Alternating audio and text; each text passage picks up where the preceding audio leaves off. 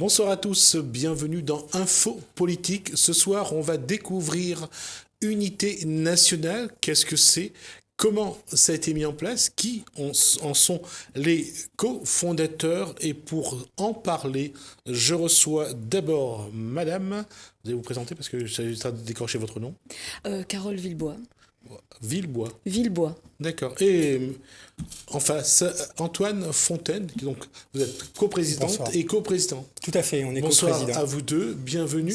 On va essayer vraiment d'être pédagogique, on va essayer de présenter et de voir un petit peu comment quelqu'un qui habite en Allemagne Oui, tout à fait. a rencontré quelqu'un qui habite au Tampon. C'est ça. C'est vrai. Et qu'est-ce qui a fait que la politique au sens large du terme, c'est-à-dire de la gestion de la cité, vous a fait vous rencontrer. D'abord, on va vous présenter d'abord un petit peu, je pense. Comme vous venez de le dire très justement, je suis la coprésidente avec Antoine de l'Unité nationale. Dans la vie de tous les jours, je suis maître électricien, donc j'ai évidemment un travail alimentaire, puisque nous ne sommes pas rémunérés par l'activité politique. Et j'ai d'autres cordes à mon arc, ça c'est un petit peu pour me situer. Vous avez demandé comment nous nous sommes rencontrés, Antoine et moi, donc ça, notre... Alors, j'ai juste Oui, quelque chose, on va dites-moi. quand même me présenter juste deux mots sur Antoine Fontaine. Oui, peut-être. Bien sûr. Oui. Antoine Fontaine, moi-même, je suis plutôt juriste de formation. Je dis plutôt parce que c'est vrai que j'aime avoir aussi pas mal d'activités. Et, je m'intéresse à pas mal de choses, dont la politique. Vous avez été par donc, ailleurs. on va juste rappeler que vous avez été assistant parlementaire d'un député, que vous avez J'ai été plusieurs vous- députés, j'ai été assistant parlementaire, effectivement. vous avez été également Euh, candidat à une ou deux élections déjà. J'ai été candidat aux élections législatives en 2017, tout Voilà. à fait, dans la 3e circonscription. Voilà, pour mettre, voilà, comme ça les gens aient plus ou moins un petit profil des personnes qui sont là. Alors, comme dirait l'autre, la rencontre, et c'est pas comme le chanteur Jean-François, mais vous êtes rencontrés comment? Je dirais que la rencontre physique s'est faite à l'Assemblée nationale, effectivement, où Antoine travaillait à ce moment-là, notamment dans un groupe de citoyens qui nous réunissait un petit peu autour de l'idée qu'il était possible de faire les choses ensemble. Et puis, politiquement, ça s'est surtout décanté quand il y a eu la dernière élection, puisque moi-même, on m'a demandé de faire l'élection pour Emmanuel Macron. Et donc, je m'étais investie. Bon, c'était une demande, c'était une fidélité politique. On m'avait dit, présenter le personnage comme étant quelqu'un d'extrêmement bien. Je suis l'ancienne déléguée Allemagne-Luxembourg pour Dominique de Villepin. Dominique qui n'avait pas d'activité politique, en fait, à ce moment-là, qui rencontrait M. Macron. Et donc, de fil en aiguille, alors j'avais marqué dans le temps, parce que je connaissais déjà Antoine à ce moment-là, mon action politique, c'est-à-dire que j'ai quitté M. Macron le soir de la victoire et surtout il y a eu un petit souci au moment de cette élection. Moi j'étais à Mayence, je tenais le bureau de vote. Le soir de la victoire, j'ai répondu effectivement à une interview et j'avais expliqué que mon engagement s'arrêterait là puisque j'allais suivre Antoine sur l'élection à venir. Antoine qui est parti pour un parti libre, c'est un candidat libre. Voilà. D'accord. Et comment vas-y. Pour comprendre un peu, en fait, si vous voulez, on est, Carole et moi, on va dire un peu plus que des citoyens. Aujourd'hui, les citoyens en général reprochent beaucoup aux politiques, ont beaucoup de reproches à faire aux élus. Et c'est vrai, la question, parfois, moi, que je leur pose, je leur demande ce que eux font aussi. Parce que quand on parle de citoyen, c'est-à-dire qu'on est un individu qui appartient aussi à une organisation, à une cité, à une commune. Et c'est aussi une responsabilité quelque part. Et on va dire que Carole et moi, on est peut-être un peu plus que des citoyens, on est même des militants, non pas des personnes qui sont engagées derrière des partis politiques ou derrière des élus, mais en tout cas des personnes qui ont aussi envie d'intervenir dans la vie de la cité. C'est notre rôle. On est censé être dans une démocratie. Et c'est vrai que quelque part, c'est un peu réducteur quand on dit qu'on a des élus, on a des représentants, et ensuite les citoyens se lavent les mains pendant toute la durée du mandat. Et c'est vrai qu'on se rend compte aussi que tous ces élus, pendant ce temps-là, eh ben, ils mettent en place des choses qu'ils n'ont jamais promis, et toutes les promesses qu'ils ont tenues au moment de l'élection, eh bien, ensuite, ils ne les mettent pas en place.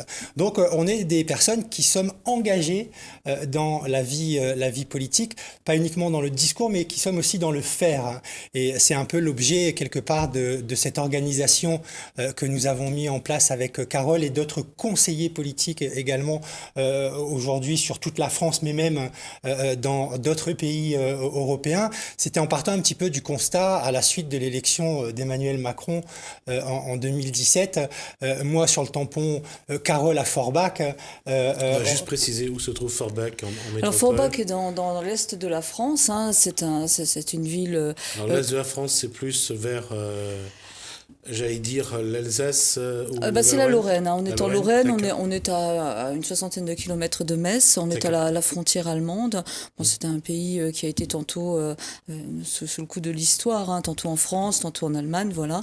Et c'est le fief de Monsieur Philippot pour l'instant, juste pour vous situer un petit peu. On va juste rappeler donc que la France, l'Alsace et la Lorraine sont revenus dans le giron français, donc à l'issue de la Première Guerre mondiale, sachant qu'en 1870, je crois que c'est cette guerre-là où la France a de nouveau perdu l'Alsace et la Lorraine. Oui, on est la Seconde Guerre mondiale, on a récupéré effectivement l'Alsace et la Lorraine, voilà. Alors Forbach, on disait que... Des territoires finalement complètement différents. Moi, je suis au tampon. Carole est originaire du côté de Forbach, même si elle vit en Allemagne. Et on analyse les scrutins du premier tour. Hein, et en fait, que ce soit le tampon ou à Forbach, Marine Le Pen arrive en tête de ce premier tour, suivi ensuite de Jean-Luc Mélenchon. Et on a Emmanuel Macron qui arrive en troisième. Et c'est vrai que on peut s'interroger, qu'est-ce qui fait que des territoires aussi éloignés, à un moment donné, et voter pour les mêmes personnes. Et c'est vrai, quand on regarde un petit peu la situation, quelque part le contexte économique et social, on se rend compte que plus dans un endroit la situation économique et sociale est compliquée, plus les citoyens se désintéressent quelque part du système électoral, et plus ils ont tendance à se tourner vers les extrêmes. Et donc à sanctionner le pouvoir en place. À sanctionner le pouvoir en place.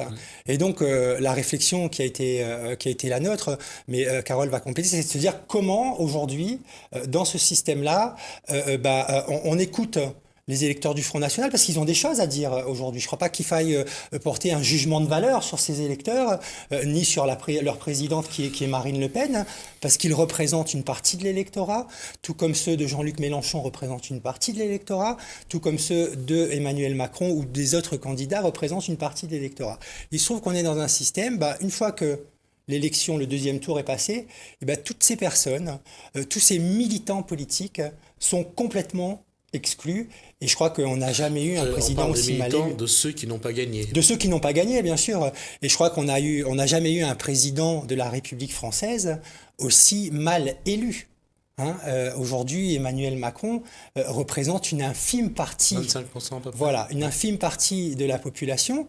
Et on est dans un système où une minorité dirige la majorité. Ben ça, je crois que c'est le système français déjà qu'il faut regarder. Lorsque le général de Gaulle institue dans la 5e République l'élection du président en 2 tours et sur son nom, j'allais dire une nominale, mais sur son nom, c'est parce qu'il voulait que le président ait plus de pouvoir. Et on le voit qu'en France, par rapport aux autres pays européens, instituer la proportionnelle dans une élection, c'est pas quelque chose que la France apprécie apparemment. Non, mais on reviendra un petit peu sur ce qu'on envisage, les mécaniques qu'on propose de mettre en place. Mais pour revenir justement à ce soir de l'élection d'Emmanuel Macron, moi je suis à Mayence. C'est l'endroit en Allemagne où il fait son plus gros score. On est sur 90%. Moi je suis là et il y a des scrutateurs d'autres mouvements. Et je pense que ce qui me marque profondément, c'est un jeune de la France insoumise qui me regarde et qui me dit « ne me reste plus qu'à changer de planète ». Et je pense que ce désespoir-là, je l'ai vraiment senti violemment, c'est-à-dire qu'aussi bien au premier tour qu'au deuxième tour, quand je quitte le bureau de vote, je ressens un malaise. Donc je suis très mal à l'aise. D'ailleurs, l'interview que je donne à la radio allemande au soir de la victoire, le journaliste s'attend à me voir euphorique puisque je représente le candidat qui vient de gagner. Les gens me prêtent aussi des ambitions aussi, donc il faut voir un petit peu le contexte assez malsain d'une victoire, hein, finalement, où on se dit, ça y est, le pouvoir est à nous, et on va pouvoir en faire un peu ce qu'on veut, et c'est ce qu'on voit un petit peu, hein, se mettre en place. C'est un petit peu la tradition de la Ve République, c'est avant, mais soit la Ve République, on voit que lorsque le camp gagnant arrive avec le pouvoir, prend le pouvoir, c'est tout le pouvoir, les postes aux cadres, tout ce qui concerne les périphéries, j'allais dire les EPCI, tout ça, on le donne aux copains. Tous les postes de pouvoir, on donne aux copains. Et c'est vrai, quelque part, c'est souvent, là, c'est vraiment manichéen, c'est noir ou blanc. Ah oui, tout à fait. Et c'est vrai qu'avant l'élection, je précise que mon action s'arrêtera au soir de la victoire. Ils ont beaucoup de doutes, parce que c'est ça aussi le problème du passé politique dont parlait Antoine. On est des citoyens certes engagés, on a des idéaux, on a des fidélités. Il est arrivé qu'on me demande de faire des choses. On le fait parce qu'on a confiance. Moi, je n'avais pas directement accès à Emmanuel Macron, donc je suis bien obligée de croire ce qu'on me dit. On me dit que c'est quelqu'un de très bien, et c'est vrai que si on me le dit, j'ai confiance, bien on y va. Mais d'un autre côté, on se rend vite compte effectivement que cette absence de représentativité des citoyens dans leur ensemble crée un déséquilibre, surtout quand on a tant d'abstentionnistes et tant de personnes qui se désintéressent de la politique avec un peu un discours langue de bois, démagogie, ce qu'on entend en général. D'accord. À quel moment l'idée a germé de créer l'unité nationale, puisque c'est le nom on dit un mouvement, un parti, qu'est-ce qu'on dit ? C'est une organisation, ce n'est pas un parti politique en fait.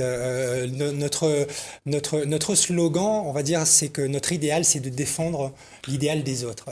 Et c'est vrai que l'idée, c'était de se dire que par rapport à cette organisation, comment, sans entrer dans des changements de constitution, dans des processus très longs, réussir à travailler aujourd'hui avec tous les partis politiques français pour que... Oui, alors là, ça c'est un point qu'il faudra vraiment préciser. Pourquoi et comment travailler avec tous les partis politiques français ? Mécaniquement, c'est très simple en fait. Oui. Nous avons en fait 3 éléments de langage qui sont un petit peu notre philosophie politique, parce que c'est avant tout une toute nouvelle philosophie politique. Ça fait très longtemps qu'il n'y a pas eu de nouveauté. Il y a eu le marxisme, il y a eu d'autres philosophies Et l'unité nationale est avant tout une philosophie politique. Et comme le disait Antoine, notre idéal défendre le vôtre s'inscrit dans le fait que nous avons pour principe que chaque citoyen peut s'autodéterminer politiquement. C'est-à-dire que contrairement aux partis qui veulent imposer leurs idées, convaincre et se différencier par rapport à ce qui les oppose, nous avons travaillé sur ce qui nous unit, sur ce qui nous rassemble. Qu'est-ce qui fait une nation ? Qu'est-ce qui unit 2 individus au sein de cette nation ? Quel est le point commun que l'on peut trouver, le plus petit dénominateur commun ? Ça a été un peu le travail de l'axiome qu'Antoine a devant lui de l'unité nationale, puisque comme toute philosophie, nous avons posé ces fondements. Et c'est un travail essentiel parce que qu'est-ce qui unit quelqu'un du Front National avec quelqu'un de chez Jean-Luc Mélenchon ? Où est-ce qu'on peut trouver un terrain d'entente ? Par exemple, sur l'éducation, si moi je vous dis le rôle d'un enseignant est de donner envie d'apprendre, ça semble être une petite phrase gentille, mais derrière, il y a le long life learning, c'est-à-dire l'apprentissage tout au long de la vie, etc. Donc nous avons cherché ça, et derrière, il y a aussi des lois qui doivent se mettre en place. Ça a été la base du fondement. Ça fait combien de temps vous travaillez sur ce projet ? Ça fait plus de 2 ans en fait qu'on travaille sur ce projet, en partant du principe que on ne peut plus continuer dans un système où une majorité de la population est complètement exclue des choix politiques qui sont faits. Parce qu'en l'occurrence aujourd'hui, c'est ce qui se passe avec le système politique français, c'est que une grosse majorité d'individus se trouvent complètement exclus des choix politiques.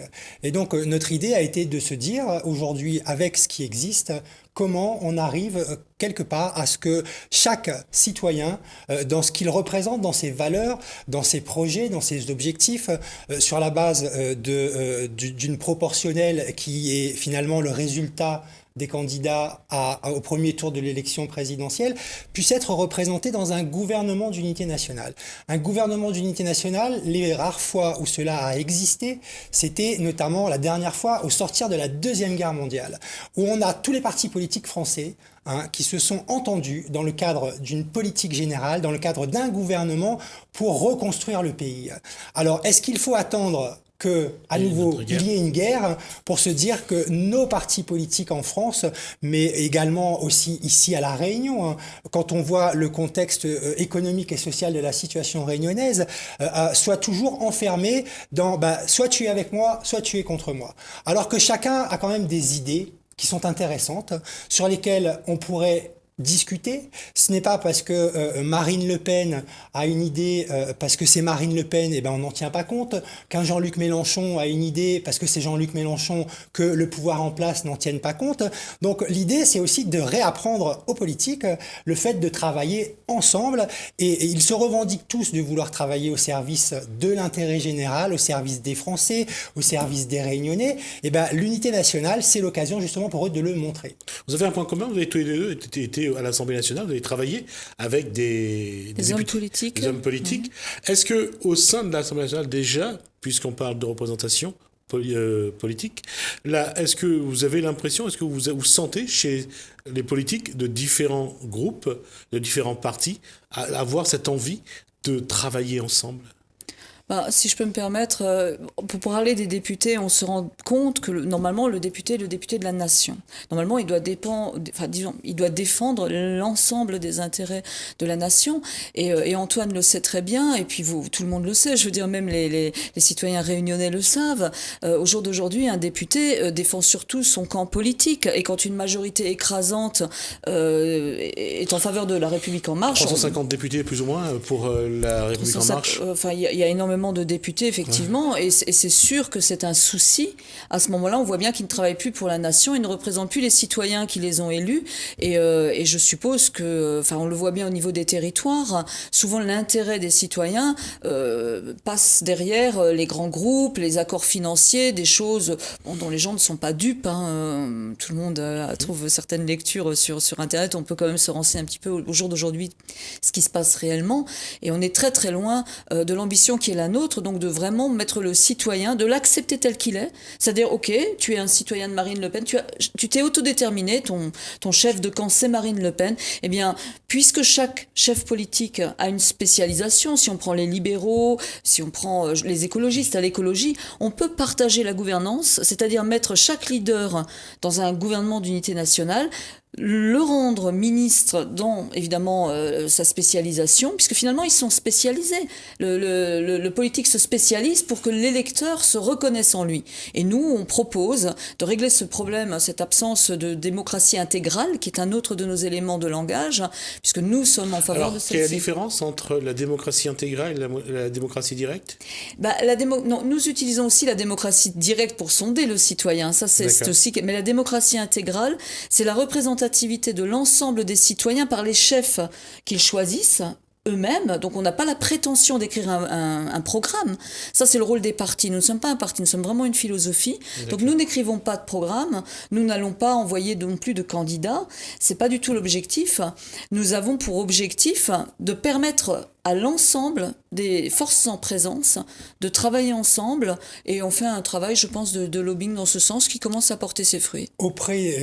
Travail auprès des partis politiques et travail aussi au sein d'un magazine. C'est quand même un magazine aujourd'hui qu'on édite, le magazine de l'Unité nationale, dans lequel écrit l'ensemble des conseillers politiques qui sont tous dans des partis politiques différents. C'est-à-dire qu'à un moment donné, lorsqu'on fait ce travail d'explication, et compte tenu de la situation actuelle, quand on voit le chômage qui explose, quand on voit la misère qui augmente, quand on voit les difficultés de logement, et ici à La Réunion, on est bien placé pour en parler, il y a à un moment nécessité qu'il y ait une entente, et qu'on le voit bien à travers ce magazine, que c'est possible de travailler ensemble, puisque on n'est pas dans une recherche de conquête de pouvoir, on est dans une recherche qui consiste à satisfaire les besoins fondamentaux d'une population. Alors, cette cet élément, cette façon de concevoir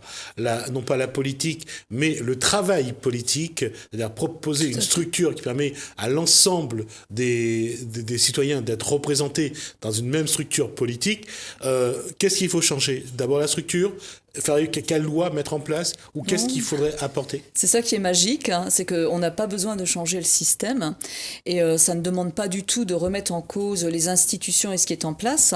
Ça demande tout simplement aux candidats d'accepter ou non l'idée que plutôt que de ne pas avoir de pouvoir, il va accepter de le partager. Et pour le partager, donc on attendra évidemment de s'approcher de l'élection. On a déjà commencé donc un travail d'information. Nous allons les rencontrer les uns après les autres et nous allons évidemment leur proposer d'apposer le logo de l'unité à côté du leur, tout simplement pour se signifier aux deux candidats du second tour, afin que celui qui sera donné perdant prenne l'option d'unité nationale pour être rejoint par le reste des forces françaises et pour accéder à ce pouvoir.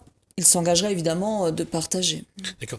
On a vu que après les événements des Gilets jaunes, surtout avant et pendant les événements, l'une des revendications principales, ça a été le fameux RIC, référendum d'initiative citoyenne. On voit que parmi toutes les propositions qui ont été faites, le gouvernement n'a pas souhaité retenir cet élément de démocratie directe. Est-ce qu'aujourd'hui, ce pouvoir qui n'a pas envie de partager le pouvoir, est-ce que vous pensez qu'il est prêt à vous suivre sur ce terrain? Je vais commencer, puis je laisserai la parole à Antoine, juste parce que vous avez dit quelque chose d'intéressant. Vous avez parlé du RIC et des Gilets jaunes, mais sur le RIC, je laisserai parler Antoine. Moi, je vais juste rebondir sur les Gilets jaunes, parce que dans notre prochain magazine, qui parlera d'Europe, on a justement la personne qui a répondu à notre interview. Nous avons déjà ses réponses, qui a justement rendu viraux les Gilets jaunes. Hein. Il s'agit de Franck Bruller. Et Franck, en fait, pour la petite anecdote, a été mettre le plein. Pour la première fois, c'était plus de 70 €. Il est très énervé. Il est community manager. Il est plutôt basé à la droite, même voire à l'extrême droite. C'est un ancien de De Villiers. Il a été au Front National et là, il est je pense qu'il travaille un petit peu chez Nicolas Dupont-Aignan. Mais bon, c'est quelqu'un qui est très engagé. C'est son métier. Et surtout, en tant que community manager, il découvre l'événement de Monsieur Drouet qui a déjà 10 jours et seulement 200 inscrits et il décide de rendre ça viral. Et donc, c'est vrai que le RIC, mais ça, c'est Antoine qui va pouvoir l'expliquer. Voilà, c'était juste pour vous dire qu'on a son interview, que c'est quelqu'un qu'on connaît. On sait un petit peu comment ça s'est passé, cette histoire de Gilets jaunes. On sait aussi la volonté qu'il y a eu ensuite des forces en présence de récupérer l'événement. Et puis... Je dirais que dans tout système, il y a un idéal. Et pour atteindre cet idéal, il y a des étapes. Et c'est vrai qu'aujourd'hui, on entend beaucoup parler du référendum d'initiative citoyenne, de cette volonté des citoyens d'intervenir directement dans les choix politiques. Quelque part, c'est cette volonté qui est arrivée aussi à une situation, comme je l'expliquais tout à l'heure, où les citoyens et le système a fait qu'à un moment donné, les gens mettent en place des élus et ensuite ils sont complètement déresponsabilisés. Donc on voit bien qu'à travers cette revendication du RIC, il y a une volonté aujourd'hui par rapport aux citoyens de se réintéresser à nouveau à la chose politique. Et c'est vrai que le référendum, on en a d'initiative citoyenne, on en a pas mal parlé ici à La Réunion ces derniers jours avec la venue d'Étienne Chouard notamment, qui va également répondre à une interview dans le magazine, c'est que cette étape-là, dans une société réunionnaise où les besoins, quelque part fondamentaux, ne sont pas satisfaits. Hein. Il y a des gens aujourd'hui à La Réunion qui ont du mal à accéder à l'alimentation, à un logement, à un travail. Et donc, ces questions liées au fonctionnement du système politique, elles en sont très éloignées. Hein. Et donc, c'est vrai que par rapport à l'unité nationale, c'est un travail que l'on fait, nous, au niveau des partis politiques. Et dans le cadre de cet axiome qu'on a écrit, où on a posé finalement la philosophie un peu politique de cette organisation qui est la nôtre, c'est que la politique aujourd'hui, ça a toujours été son objectif, c'est de répondre aux besoins de la population. Si on a un État, c'est qu'à un moment donné, il y a des individus qui ont accepté de se mettre dans un État, sous la coupe d'un État, à charge pour lui de les protéger quelque part. Ce que ne fait plus aujourd'hui le système politique. Et c'est vrai que dans cet axiome que nous avons écrit, Carole tout à l'heure parlait des plus petits dénominateurs communs, notre priorité a été de se dire qu'est-ce qui, au fond, nous rassemble tous. Et je crois qu'il n'y a aucun parti politique français aujourd'hui, aucun homme ou femme politique qui puisse être en désaccord avec le fait qu'un individu puisse accéder à l'alimentation. Déjà, c'est se nourrir physiologiquement. Un corps qui vit a besoin de nourriture, il a besoin d'eau. Et on voit bien que dans le contexte actuel, notre système politique ne répond pas à ces besoins fondamentaux que ont encore en France, mais aussi à La Réunion. Et donc, c'est important déjà de se dire que si je pense que déjà le système politique arrive à répondre à ces besoins fondamentaux, on aura fait une part considérable dans la situation actuelle. Mais je reviens à cette question-là, parce que la question, c'est de la démocratie, de la représentativité de cette démocratie aujourd'hui, enfin, dans la démocratie plutôt. C'est-à-dire que comment faire en sorte que le peuple soit au mieux représenté dans les instances politiques, que ce soit au niveau de la présidence de la République, au niveau du gouvernement, dans l'Assemblée nationale, le Sénat, même si c'est de la démocratie indirecte, et puis dans les collectivités locales, les EPCI. Comment faire en sorte que ceux qui sont élus ne s'accaparent pas le pouvoir pour une mandature et que ça reste là, et après on change, on bascule de nouveau. Cette fois-ci, on change d'équipe, on change de pouvoir, on change d'équipe, et c'est comme ça que ça fonctionne depuis 1958. Et est-ce que ça, on peut le changer vraiment ? C'est une question, je dirais, de volonté politique de l'individu. Vous savez, moi, quand j'ai décidé de me présenter aux élections législatives en 2017, j'ai pris 3 engagements. Et ces 3 engagements, c'était vis-à-vis de moi-même. C'était pas vis-à-vis des électeurs. C'était vis-à-vis du comportement que je m'oblige à avoir dans l'exercice des fonctions électives. Et à un moment donné, aujourd'hui, sans changer le système, sans changer la Constitution, la nomination, par exemple, d'un ministre dépend uniquement de la volonté du président de la République. Oui, ça, si aujourd'hui, le président de la République française part du principe que, compte tenu du contexte de crise politique qui est quand même, qui était latent depuis plusieurs années, qui aujourd'hui s'exprime à travers le mouvement des Gilets jaunes, si le président de la République a la volonté aujourd'hui d'associer l'ensemble des Français, l'ensemble des électeurs français des partis politiques, il a tout à fait le pouvoir de le faire, sans qu'il y ait besoin d'une loi, de changer la Constitution. Il peut le faire maintenant. Il peut le faire maintenant. Et c'est la même chose pour les élus locaux. À un moment donné, c'est effectivement, il y a l'élection qui permet d'accéder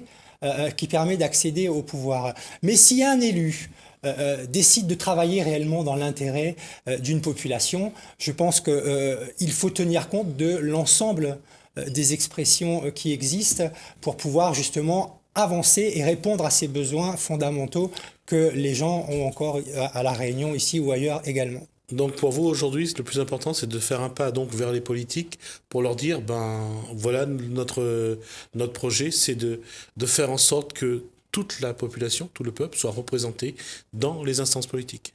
Oui, tout à fait. Comme le faisait justement remarquer Antoine, c'est vrai que c'est là évidemment possible au macro, possible directement. Nous l'avons proposé à Emmanuel Macron en tant que sortie de crise. Nous lui avions adressé une lettre ouverte.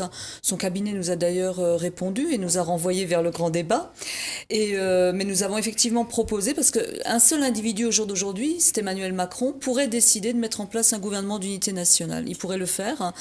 On peut aussi mettre l'unité techniquement nationale en place à la prochaine élection, c'est-à-dire en 2022, par la volonté des candidats du premier tour. La proportionnelle, il suffit de prendre les résultats du premier tour, on n'a pas besoin d'autorisation pour la mettre en place. Si tout le monde est d'accord sur le principe, il va de soi que le gouvernement d'unité nationale sera donc constitué de tous les candidats du premier tour, donc à peu près 12 individus, avec les écologistes à l'écologie. Vous voyez, on peut faire une répartition intéressante en fait, parce que le citoyen, quand il s'autodétermine, il choisit son candidat en fonction de ce qui lui parle. Quand c'est un chef d'entreprise, il va tendre à aller vers les libéraux. Donc finalement, il a aussi envie de voir la parole des libéraux au sein du gouvernement, ce qui est normal. Les écologistes ont aussi le droit de s'exprimer. On n'a pas besoin, quand on est dans un camp qui ne fait pas d'écologie, de désigner un ami, je ne sais pas maintenant comment ça s'est passé ces derniers temps, mais de choisir dans son groupe ou dans son cercle des ministres. On peut très bien se dire qu'il y a des gens compétents, parce que les chefs de parti ont quand même cette compétence qu'on ne peut pas leur renier, et surtout cette volonté, et toutes les équipes, comme le disait Antoine derrière. Oui, mais c'est aussi, vous êtes conscient que vous devez aussi sortir des individus de leur attitude, de leur schéma de comportement et de fonctionnement. C'est là, ce qu'ils n'ont pas montré, cette volonté de partager le pouvoir, là, vous les amenez sur un terrain où vous leur dites, pour que toute la population soit représentée, il s'agit de partager le pouvoir, j'allais dire, au prorata des élections. On les met en face de leurs responsabilités. Hein, Antoine, Bien sûr, on les met en face de leurs responsabilités. Je pense que en ce début du XXIe siècle, le temps des peuples est arrivé. Hein, et qu'aujourd'hui, lorsque on s'engage dans la politique, c'est pour servir le peuple dans sa globalité.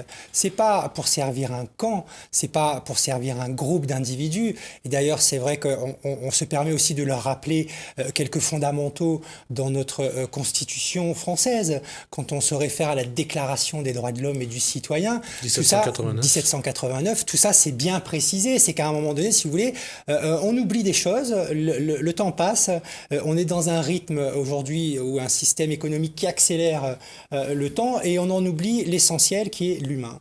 Et c'est vrai qu'aujourd'hui, il y a des discours politiques qui sont tenus dans ce sens-là. On parle beaucoup d'humain, etc.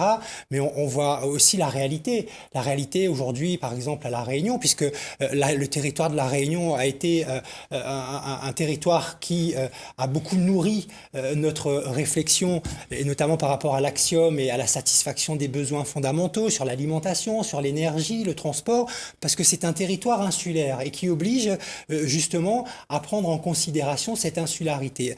Et donc aujourd'hui, la classe politique de manière générale doit mettre tout en œuvre pour répondre à ces besoins fondamentaux. Finalement, ils ne sont que des courroies de transmission et il faut que les politiques, justement, arrêtent d'avoir cette vision d'être les dieux tout-puissants et même les électeurs, il faut qu'ils arrêtent d'avoir cette vision que les politiques sont des dieux tout-puissants parce qu'au fond, le pouvoir, il est exactement à tous dans nos mains. C'est juste qu'il faut qu'on en prenne conscience. Alors comment faire en sorte, d'abord, vous avez rencontré des politiques, je suppose, vous avez déjà discuté avec eux, vous avez déjà proposé ce que vous êtes en train de nous dire. Comment les politiques que vous avez rencontrés ont réagi à votre proposition? Alors ça va peut-être vous faire sourire, mais vous avez vous avez le premier flyer que nous avons envoyé à tous et nous voulions créer un conseil, si vous l'ouvrez sur les 2 pages, nous voulions en fait créer un conseil, voilà c'est le petit conseil en vert, où nous avions l'intention de mettre des représentants des différents partis. On s'est donc approché de certains d'entre eux que nous connaissions et que nous savions proches des différents candidats et on leur a proposé d'être cet élément de transition. C'est-à-dire qu'au début, notre réflexion était nous allons travailler avec nos conseillers, nous allons soumettre à l'ensemble des partis notre travail pour voir si vraiment ils sont d'accord avec ce plus petit dénominateur commun. Parce qu'avant tout, c'est une question de respect. On a beaucoup de respect pour les citoyens, pour leur autodétermination politique, mais on a aussi beaucoup de respect pour le travail qui est fait par les partis.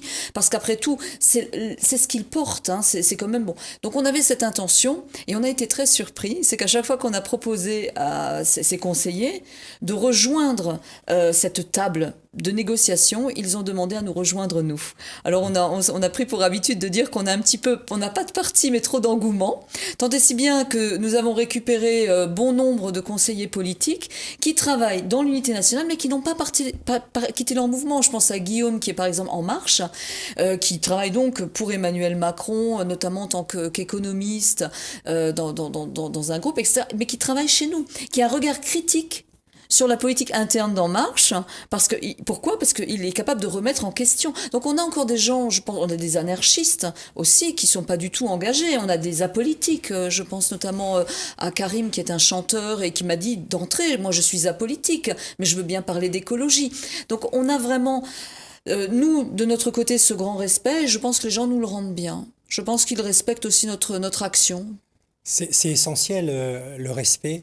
Je dirais, de chaque individu, quel qu'il soit, même si on ne partage pas forcément ses idées. En tout cas, on est à un stade où il faut chercher à comprendre. Parce qu'on voit bien aujourd'hui que la société française, la société réunionnaise est divisée, que les politiques sont toujours dans cet esprit de clan.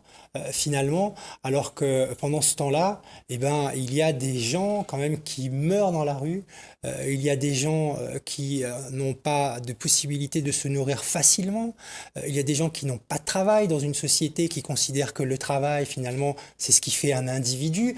Donc c'est vous dire à quel point il y a énormément de personnes qui sont laissées sur le bord de la route. On ne peut pas continuer comme ça. Et c'est vrai que les personnes aujourd'hui qui sont dans l'unité nationale, même si elles ne sont pas élues, elles n'ont pas envie que les choses se poursuivent comme ça. Exact. À un moment donné, c'est un engagement que nous avons aussi vis-à-vis de nous-mêmes, vis-à-vis de notre prochain, vis-à-vis des générations qui arrivent derrière, et ne pas porter la responsabilité finalement de n'avoir rien fait. Donc, ça fait 2 ans que vous travaillez dessus, vous avez la rencontre des élus, donc également des citoyens. Comment les citoyens, qui surtout des gilets jaunes, je pense qu'il y en a quelques-uns, les autres aussi, les citoyens, appréhendent cette démarche? Comment ils viennent à votre rencontre et comment ils réagissent? Je vais prendre l'exemple de Franck, hein, ce community manager qui est venu vers nous, hein, c'est pas nous qui l'avons sollicité.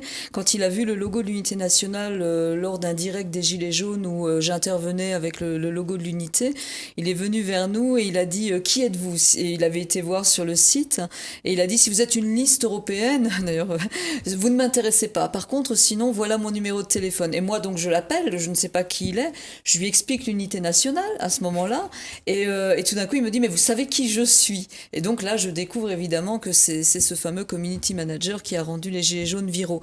Donc je pense qu'il y a une demande, rien que le nom parle pour lui, puisque l'unité, c'est aussi nos initiales, l'unité nationale 1, ne faire qu'un. Donc dans l'unité, il y a le respect de chaque individu en tant qu'unité, et puis il y a l'unité que nous devons faire ensemble pour représenter la nation. Mais Antoine, au niveau, disons, on travaille au niveau du macro, mais on travaille aussi au niveau du micro, comme il le disait justement. Il a beaucoup aidé à ce que la réunion nous inspire. On a aussi regardé l'aspect municipal, parce que je pense que c'est tout à fait... disons, jouable au niveau de la commune. C'est un schéma qui est transposable aussi à partir du moment Quel que soit le niveau d'échelon. Quel que soit le niveau d'échelon, puisque ce schéma dépend de la volonté de ceux qui ont décidé finalement de se présenter à une élection. Donc ça ne doit pas être une loi qui doit l'imposer.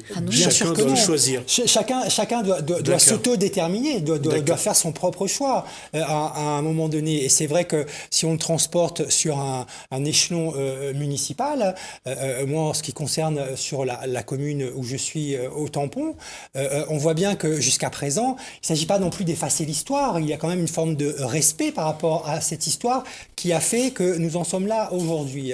Mais il y a aussi une volonté, je pense, des générations actuelles, de s'emparer aussi de cette gestion par rapport à des priorités qu'on peut avoir aujourd'hui et de mettre en œuvre toutes les forces pour répondre à ces besoins fondamentaux. Et c'est vrai que je pense qu'on part difficilement du principe que n'importe quel individu serait d'accord sur le fait que on puisse donner à manger à tout le monde, qu'on puisse trouver un logement à tous les individus. À La Réunion, ces derniers temps, on entend beaucoup de choses qui sont médiatisées par rapport à des problématiques de logement.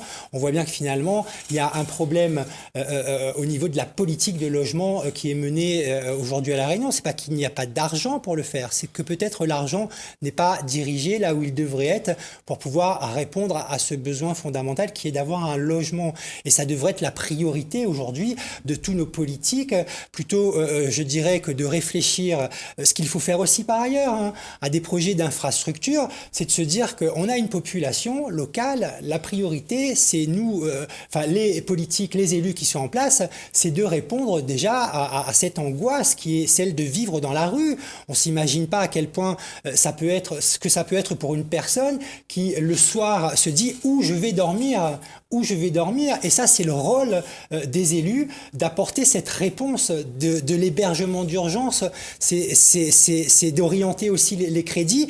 Et même si on n'est pas du même bord politique, je pense qu'on peut quand même considérer que d'avoir un logement, c'est un consensus qu'on partage tous quand même. Sinon, ça serait effectivement grave de se dire qu'il y a aujourd'hui des politiques qui ne sont pas d'accord sur le fait que les gens aient un toit pour ne pas dormir à la rue. Et je prends toujours pour exemple le fait que si on répond à ses besoins primaires, hein, c'est-à-dire la France est un pays riche quand même, on a quand même du... Moi je vis en Allemagne, il n'y a personne dans la rue. 5e ou 6e puissance économique, je crois, du monde. Oui, mais quand moi je quitte mon Allemagne et que je vais en France, j'ai toujours un choc. Et c'est aussi ce qui nous a réunis, Antoine et moi, c'est que chez moi, il n'y a pas de SDF. Il y a un impôt sur la religion, les gens déclarent leur religion, et ils payent 10% en plus d'impôt. Donc sur 600, par exemple, 660. Charge aux associations de sortir les gens de la rue. Tant et si bien que pour moi, lorsque je me rends à Paris, et c'est ce qui nous a un petit peu réunis, quand je découvre toute cette misère, et finalement, au fond, les choses qui ne se font pas, qui pourraient se faire. Monsieur Macron s'était engagé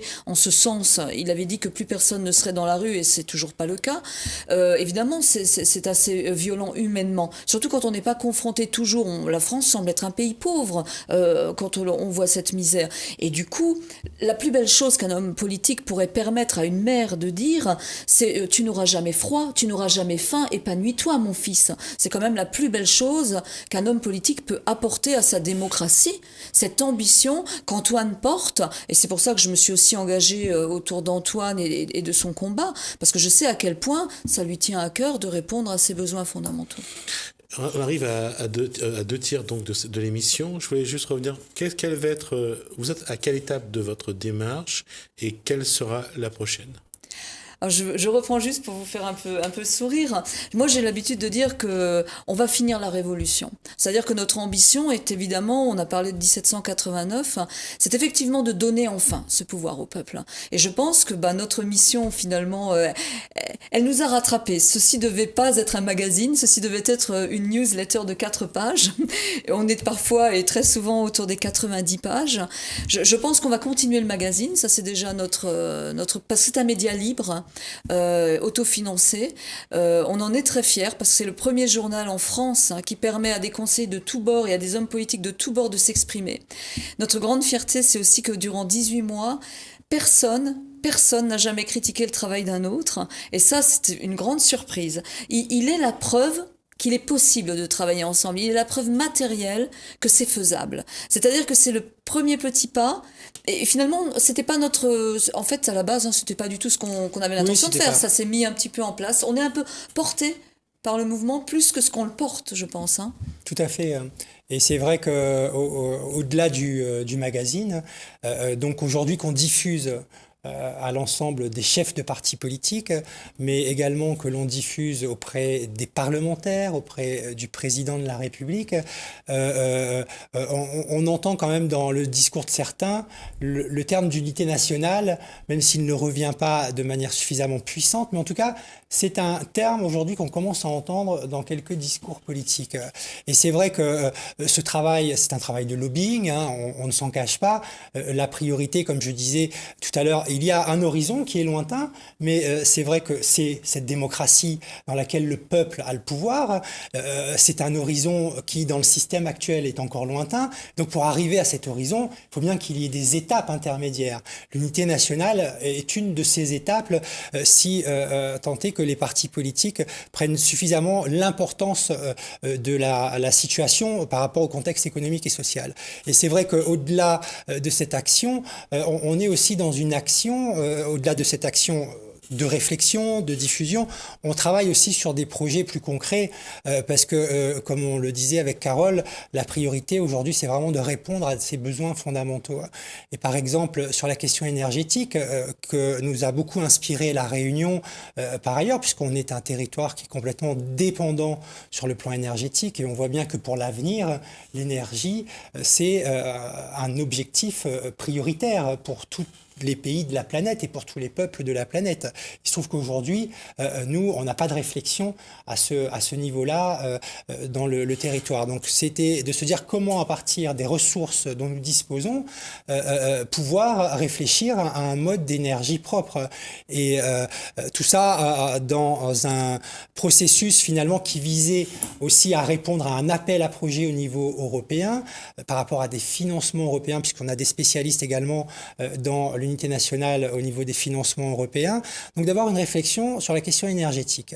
Et avec Carole, nous avons développé et mis en place la première vidéo française sur la batterie au magnésium que peut-être tu pourrais expliquer rapidement Oui. pour que les gens comprennent que c'est pas uniquement une réflexion, c'est aussi être dans l'action et répondre à des besoins très concrets.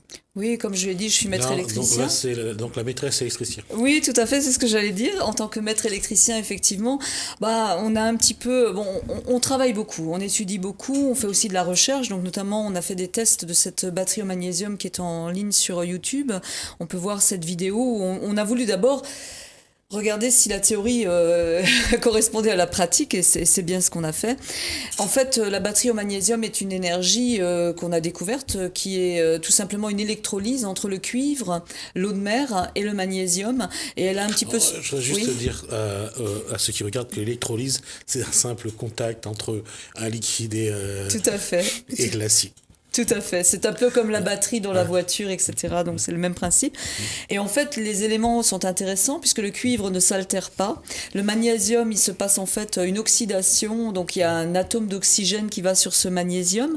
Et un simple laser, ça a été fait par des japonais solaires, permet de décrocher l'atome d'oxygène et on récupère le magnésium et on est reparti. Donc évidemment, on peut imaginer toutes les applications, notamment dans les véhicules électriques. Vous avez un véhicule électrique pour l'instant, vous devez le recharger avec la batterie, mais avec le magnésium, vous changez votre pain de magnésium, il va au recyclage et vous êtes reparti. C'est ce sur quoi travaille Toyota notamment.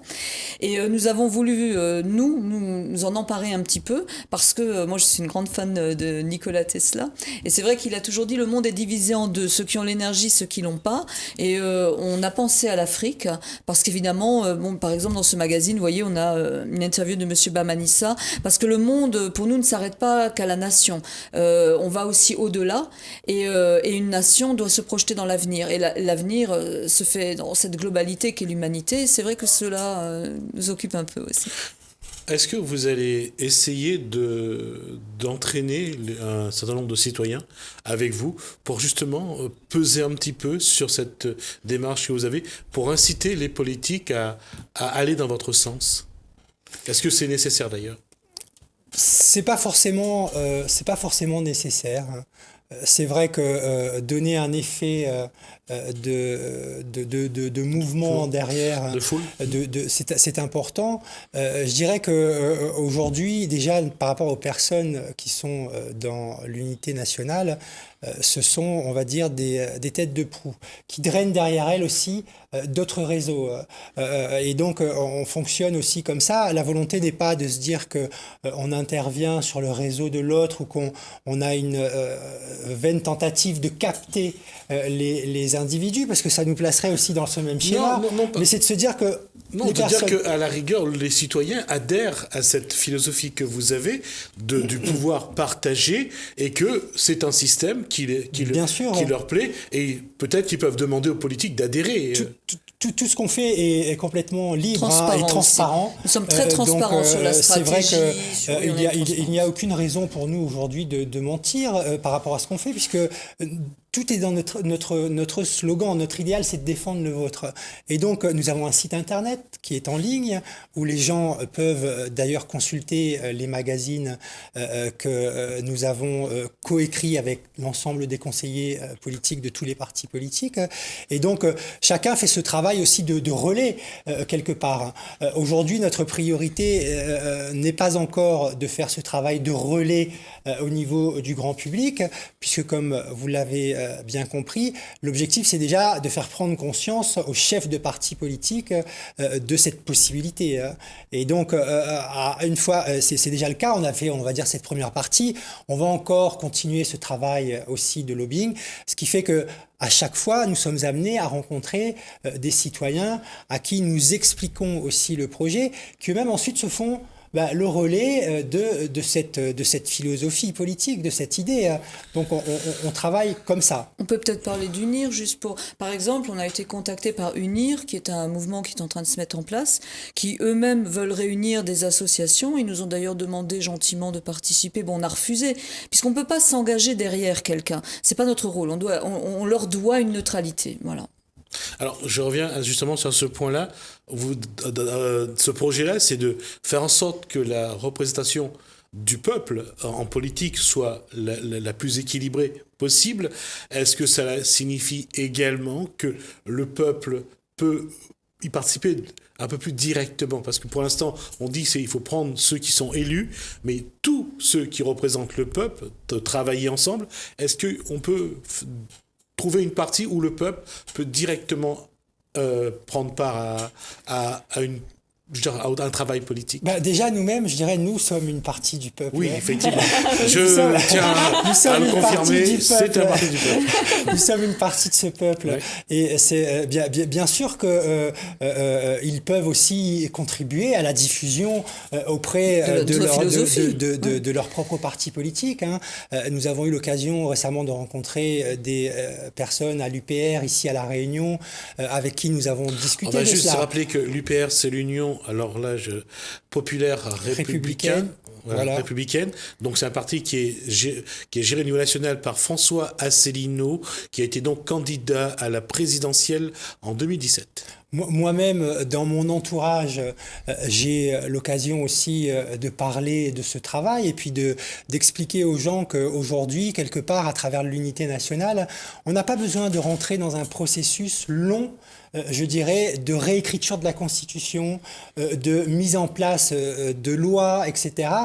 Ça dépend de la volonté politique des individus. Je crois que souvent aujourd'hui, on dit reprendre le pouvoir. Je pense que quelque part, ce pouvoir, on l'a jamais perdu. Simplement, le rôle de ceux qui l'ont, ça a été de nous faire croire qu'on ne l'avait pas. Quelque part, le peuple n'a pas vraiment le pouvoir, c'est sa représentation, puisque de toute façon, on est dans une démocratie représentative. La question, c'est de savoir aujourd'hui, vous dites qu'il faut partager ce pouvoir pour que tout le peuple soit représenté, et on l'a vu à l'issue de ce grand débat soutenu par le président de la République, Emmanuel Macron, c'est de créer des conseils consultatifs citoyens. Il y en a un qui a été créé qui est porté par la région Réunion ici. Apparemment, c'est pas quelque chose qui...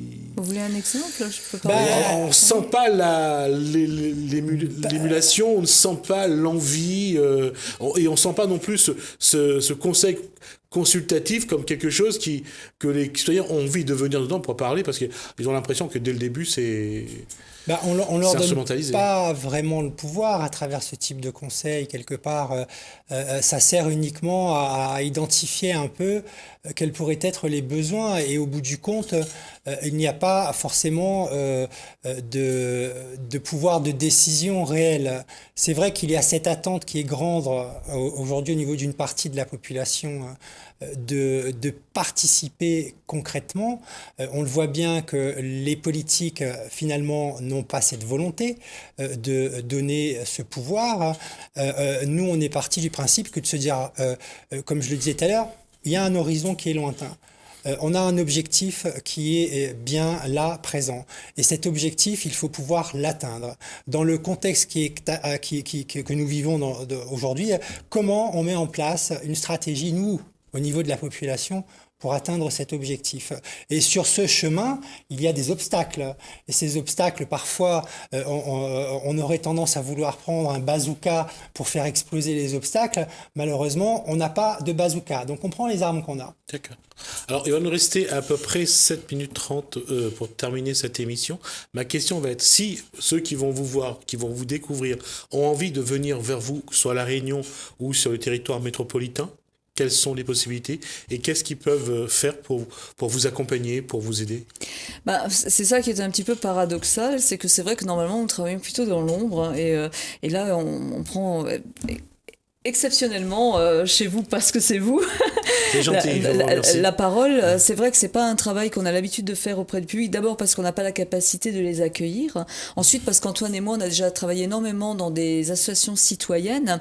On est bien conscient qu'on peut en débattre, mais comme on respecte l'individu et qu'on le considère assez mature pour s'autodéterminer, la seule chose qu'il peut vraiment faire pour nous aider, c'est effectivement de parler autour de lui de notre philosophie politique, de dire qu'il a entendu Madame Villebois et Monsieur Fontaine parler de l'unité nationale, nationale et de promouvoir cela. Au jour d'aujourd'hui, on n'est pas un parti, donc il n'y a pas, et chez nous, il n'y a pas un puits d'adhésion. Oui, mais vous restez, c'est-à-dire que si les gens adhèrent à votre philosophie, c'est-à-dire faire en sorte que le pouvoir soit partagé entre les différents représentants du peuple, si ça leur plaît, ben, ils aimeraient bien peut-être essayer de vous voir comment ils peuvent peser pour que votre projet se mette en place. Je vais être honnête, Antoine l'a fait très justement remarquer tout à l'heure.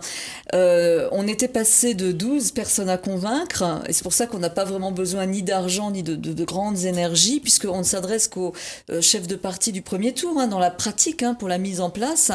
Et c'était réduit à une seule personne, dans la personne d'Emmanuel Macron, qui est le seul qui peut mettre ça du jour au lendemain. Demain, il se lève. Il dit c'est une bonne idée et nous avons un gouvernement d'unité nationale parce que la mécanique politique le permet. Ils viennent de rejeter le RIC, le référendum d'initiative citoyenne. La démocratie directe, c'est pas quelque chose qui les intéresse. Je ne dis pas que votre projet c'est la même chose, mais est-ce qu'ils ont vraiment envie de partager le pouvoir? C'est la question.